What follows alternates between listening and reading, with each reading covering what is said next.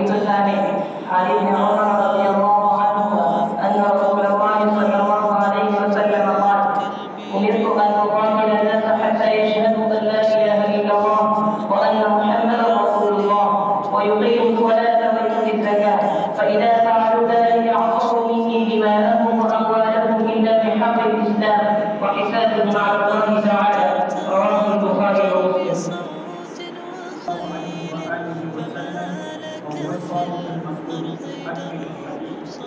الحديث الرابع عن عبد الرحمن عبد الله بن عمر بن الخطاب رضي الله عنه عن عبد الرحمن عبد الله بن مسعود رضي الله عنه قال: حدثنا رسول الله صلى الله عليه وسلم وهو الصادق المصدوق: إن أحدكم يجمع خلقه في بطن أمه 40 يوما نطفة ثم يكون علقة مثل ذلك ثم يكون قطعة مثل ذلك ثم يرسل إليه الملك فينفخ فيه الروح ويؤمر ب4 كلمات: بكتب رزقه وأجله وعمله وشقي أو سعيد. فوالله الذي لا إله غيره إن أحدكم ليعمل بعمل أهل الجنة حتى ما يكون بينه وبينها إلا ذراع